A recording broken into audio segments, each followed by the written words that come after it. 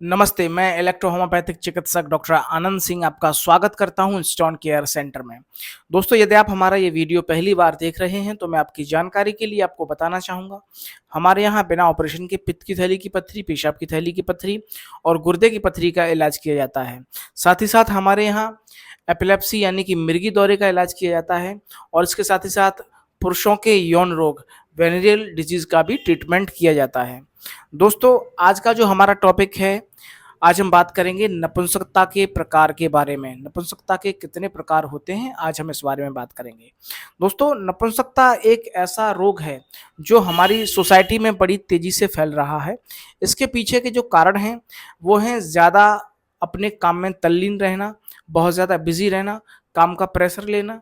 इसके अलावा शारीरिक तौर पर यदि आपको हृदय रोग की समस्याएँ हैं या आपको डायबिटीज़ है या आपको हाई ब्लड प्रेशर है या फिर लो ब्लड प्रेशर है, इस तरह की कोई समस्या है। इसके अलावा अ, आजकल सोसाइटीज़ में हम देख रहे हैं कि मोबाइल का प्रचलन बहुत ज़्यादा बढ़ रहा है। लोगों का जो स्क्रीन टाइम है वो बहुत ज़्यादा बढ़ रहा है। लगातार लैपटॉप पर काम करते रहना या फिर 5-5, 6-6 घंटे तक मोबाइल चलाते रहना, ये भी नपुंसकता के लिए एक ज़िम्मेदार कड़ी है। दोस्तों, आज हम बात करेंगे नपुंसकता के 2 मुख्य प्रकार के बारे में कि वो कौन-कौन से प्रकार हैं और इनका निदान क्या है, इसके बारे में भी आज हम बात करेंगे। तो चलिए दोस्तों, वीडियो शुरू करते हैं। तो दोस्तों, अब हम बात करेंगे नपुंसकता के प्रकार के बारे में। दोस्तों, नपुंसकता के मुख्य 2 प्रकार होते हैं। पहला प्रकार है शारीरिक नपुंसकता और दूसरा प्रकार है मानसिक नपुंसकता। अब दोस्तों, शारीरिक नपुंसकता क्या है और मानसिक नपुंसकता क्या है, आज हम इसको समझेंगे। दोस्तों, शारीरिक नपुंसकता होती है जैसे कि आपको किसी भी तरह का कोई रोग है, जैसे कि आपको हृदय से संबंधित कोई रोग है, आपको मधुमेह है यानी कि डायबिटीज़ है या फिर कोई ऐसा रोग है जो काफ़ी समय से है, जैसे क्षय रोग है, टीबी है या कोई और बड़ा रोग है, एड्स जैसा कोई रोग है, तब भी आपको ऐसी समस्याएँ हो सकती हैं। इसके अलावा आपके लिंग में आपका जो प्राइवेट पार्ट है, उसमें ब्लड का जो संचार है, सर्कुलेशन है, वो लगातार कंटिन्यूटी उसके ब्लड में नहीं है। जैसे कि देखिए, हमारा ब्रेन जो होता है, वो कमांड करता है हमारे लिंग को। अब होता क्या है कि लिंग की नसों में किसी भी तरह की कोई भी रुकावट है, वहाँ जो खून है उसका संचार नहीं हो पा रहा है, तो इस वजह से भी आपको नपुंसकता की समस्या हो सकती है। इसके अलावा बढ़ती उम्र, यदि आपकी उम्र 50-60 के साल के आसपास की है, तब भी ऐसी समस्याएँ आपको हो सकती हैं। लेकिन ये समस्याएँ सभी पेशेंट्स को होंगी, ऐसा ज़रूरी नहीं है। कुछ एक परसेंट पेशेंट में ही ऐसी समस्याएँ हो सकती हैं। अब जो दूसरी समस्या है, जो दूसरा कारण है नपुंसकता का, दूसरा कारण ये है कि आपको मानसिक नपुंसकता है। जैसे कि आप घबरा जाते हैं, जैसे कि आप अपने पार्टनर के पास पहुँचते हैं और पार्टनर के पास जैसे ही आप पहुँचते हैं तो आपके मन में ऊल-जलूल विचार आने लगते हैं कि कहीं मैं ये सही कर रहा हूँ या गलत कर रहा हूँ या मेरे से ये कोई पाप तो नहीं हो रहा है, क्या ये करना सही रहेगा?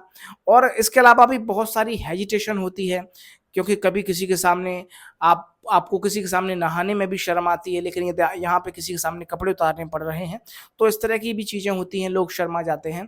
तो ये एक मानसिक नपुंसकता है। इसके अलावा एक परफॉर्मेंस प्रेशर रहता है कि क्या मैं अपने पार्टनर को संतुष्ट कर पाऊँगा या नहीं कर पाऊँगा? पार्टनर के साथ मैं अच्छे से कर पाऊँगा या नहीं कर पाऊँगा? तो ये सारी चीज़ें जब व्यक्ति के मन में चलती हैं, तो इसको हम मानसिक नपुंसकता कहते हैं। अब दोस्तों, हम बात करेंगे कि इन दोनों में से सबसे ज़्यादा क्रॉनिक क्या है? क्रॉनिक कौन-सी परेशानी है? मानसिक समस्या जो है, मानसिक नपुंसकता है, वो ज़्यादा हावी हो सकती है पेशेंट के ऊपर या फिर जो शारीरिक नपुंसकता है, वो ज़्यादा क्रॉनिक हो सकती है। तो दोस्तों, मैं इसमें आपको एक उदाहरण देना चाहूँगा। मेरा मानना ये है कि शारीरिक नपुंसकता से ज़्यादा मानसिक नपुंसकता ज़्यादा पेशेंट के ऊपर हावी हो जाती है। क्योंकि कई मामलों में ऐसा देखा जाता है कि बेशक बढ़ती उम्र है, लेकिन थोड़े से ट्रीटमेंट के साथ ही 50 से 60 साल की उम्र में भी जो पेशेंट हैं, वो उनके जो प्राइवेट पार्ट है उसमें तनाव आने लगता है और एक प्रकार से रेगुलरिटी हो जाती है उनके जो इंटरकोर्स के मामले में। अब हम बात करें मानसिक नपुंसकता के बारे में, तो मुझे ये ऐसा मेरा पर्सनल मानना है कि मानसिक नपुंसकता ज़्यादा हावी होती है पेशेंट के ऊपर और ये काफ़ी ज़्यादा नुकसान पहुंचाती है पेशेंट को। जैसा कि मैं आपको एक उदाहरण देता हूं, मेरे एक पेशेंट थे जो पुलिस में थे और उनकी उम्र थी लगभग 27 से 28 साल के बीच की। अब आप समझ सकते हैं कि जो व्यक्ति पुलिस में होगा, 27-28 साल की उम्र है, अब पुलिस में भर्ती होने से पहले भी एक प्रकार से शारीरिक परीक्षा होती है, तो उसमें भी उसने उत्तीर्ण किया होगा उस पेशेंट ने। लेकिन होता ये है उस पेशेंट के साथ कि अभी का जो उस पेशेंट का जो स्थिति है वो ये है कि वो शादी नहीं कर पा रहा है, क्योंकि वो पूरी तरीके से मानसिक रूप से विक्षिप्त है, परेशान है। वो उसका जो यानी कि प्राइवेट पार्ट है उसमें किसी भी तरह का कोई भी तनाव नहीं आता है, पूरी तरीके से सुन्नपन रहता है। इसके पीछे का कारण है उसका मानसिक तनाव, मानसिक उथल-पुथल।